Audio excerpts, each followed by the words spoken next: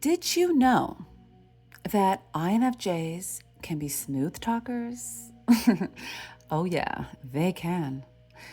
There's a lot going on under the surface when you're talking to an INFJ. You know that typical visual of the duck looking serene, floating on water? Meanwhile, they're paddling away viciously underwater? Yeah, that's the INFJ. When an INFJ is conversing with someone, there's kind of a game to it. Okay, well, not a game, but a mental dance, let's say. Stay tuned in here, you'll see what I mean. Let's get into this video, and I will do my best to explain how an INFJ thinks and acts during conversations. Yeah, I will do my ultimate best for you, just you, to make sure that you get all you need out of this video, because I want you to be satisfied and happy. See that? Yeah, that's the first lesson. The INFJ will make you feel like you're the only one in the room, that you are quite possibly the most interesting person they have ever met. Sometimes they realize they're doing this, but sometimes they don't. Either way, you will feel special. And that's cool with the INFJ because they want people to feel special. But let's get into some other unknown factors of the convo experience with the INFJ, all right? But wait, first let me say this. Subscribe if you're not subscribed yet. That way, you won't miss anything I have to tell you about the INFJ. And trust me, I have a lot to tell you about the INFJ. And like the video if you like it, all right? Okay, let's carry on.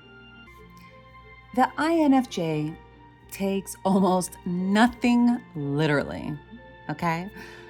That's the first thing you gotta know. There is always more to a story, always a backstory, always something that someone isn't revealing but probably wishes they could. Okay, so let me give you an example. If a person says, I love to go to the opera, others will take that just as it is. Great, they love the opera. But not an INFJ. They may think, aha, this person wants to feel deep emotion. They crave connection, like emotional connection. They crave passion. They admire talent. They see the arts and expression as something to be appreciated. So, you see, every statement you make tells the INFJ more than you could ever imagine. And this is why the INFJ can know somebody so well without even really knowing them. For an INFJ, the most alluring part of a person lies in the corners. Imagine a room. Imagine each person as a room. Anyone can present their room how they wish. They can curate it, clean it, decorate it nicely.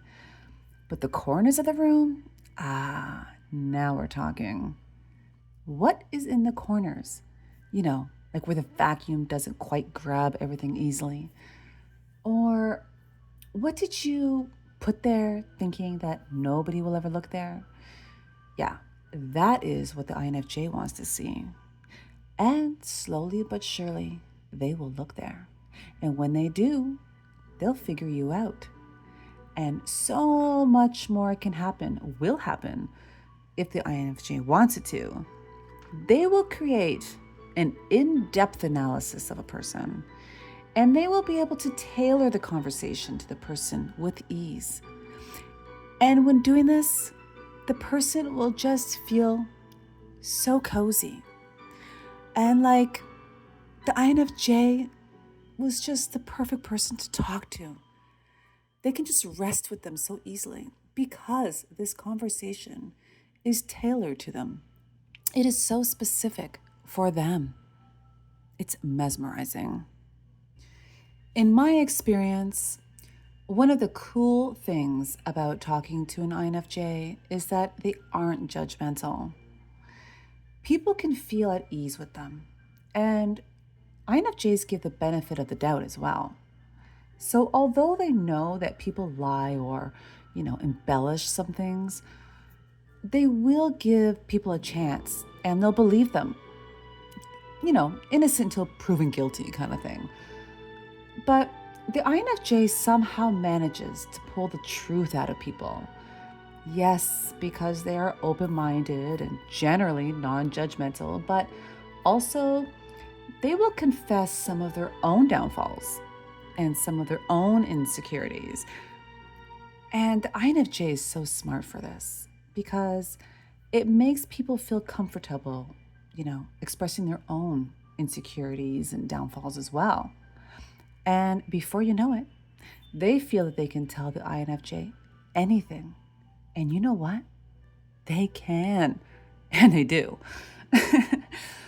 Oftentimes, the INFJ becomes a sounding board. And well, honestly, they really, really are supreme confidants. Because not only can you say anything to an INFJ, they will keep all of it in the vaults. You never have to worry about your secrets being exposed by an INFJ. And the last point to make, the INFJ is really good at making connections, like mental connections. They can find similarities with just about anyone. And they use this as an icebreaker, a way to bond, to build trust, to entertain, basically to foster a really great conversation. And this is one of the ways that they really get a chance to exercise their chameleon nature. It really is actually quite surprising if you think about it. Like what the INFJ pulls off in conversation. They're supposed to be introverts, and they are rare. So logically, an INFJ mindset is rare, right? And yet, they manage to connect with others in such profound and in-depth ways. And they manage to tailor things to people for ultimate comfort. And they manage to extract things from conversation that is beyond what anyone else could. So it just goes to show, never underestimate an INFJ. They really do have such a different skill set in their back pocket, And the funny part is, no one would ever guess it because the INFJ is just so chill, just friendly, and especially if they kind of show their shy nature, I don't know, you would just never see it coming, But once you get talking to them, if they get you in a conversation, wow, it really is quite spectacular. It's surprising how at ease you feel with them, and just, I don't know, there really is an art. They're just such conversationalists. I kind of want to go talk to an INFJ now. Get my fix. All right, well, there you have it. I'll talk to you guys in the next video. I'll see you next time. Take it easy.